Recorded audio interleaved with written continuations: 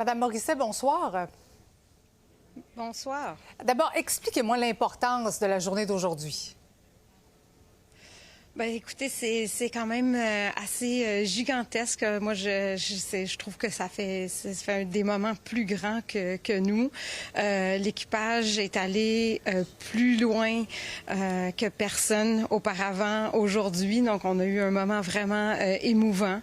Et puis là, maintenant, l'équipage a commencé l'observation de la Lune. Donc, ils ont une période de 7 heures là, pour observer la Lune et puis nous redonner ensuite les données là, de leurs observations. Donc, on a beaucoup d'attentes là, pour ces observations-là.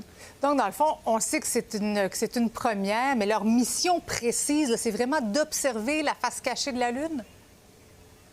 Bien, en fait, la mission globale d'Artemis 2, c'est surtout de tester la capsule d'Orion pour être sûr qu'elle soit prête là, pour les futures missions qui vont ramener les astronautes près de la Lune.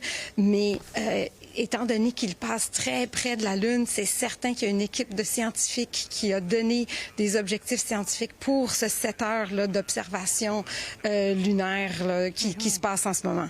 Donc, le point culminant, c'était à quoi? 20h35. Et il y a près d'une heure où la capsule sera complètement hors communication?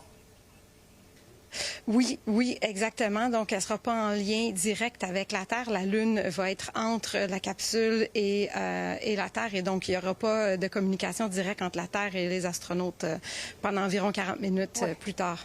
C'est clair qu'il doit y avoir certainement un petit stress relié à tout ça. Dites-moi, quel est l'avantage d'envoyer des astronautes plutôt qu'une sonde, par exemple? Mais là, vraiment, eux, ils vont avoir un point de vue que nul autre humain a déjà eu. Ils vont voir la Lune. La meilleure image, c'est de s'imaginer un ballon de basketball à portée de bras.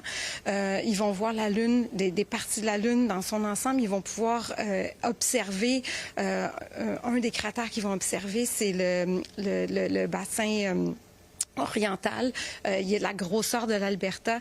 Donc, il n'y a aucune image de satellite qui est en orbite autour de la Terre qui est capable de voir dans un coup d'œil, si vous voulez, des éléments si larges. Et puis, l'œil humain, vraiment, a la capacité de voir les nuances de couleurs, de voir les textures, de voir aussi en 3 dimensions. Donc, ils vont vraiment pouvoir décrire avec la formation en géologie qu'ils ont eu certains éléments de la géologie lunaire. Et alors, on a vraiment hâte de savoir qu'est-ce qu'ils vont avoir pu observer. Puis ces données-là vont aider probablement à mieux planifier les futures missions robotiques ou humaines à la surface lunaire. Vraiment fascinant tout ça. Caroline Emmanuelle Morisset, merci beaucoup d'avoir été avec nous ce soir.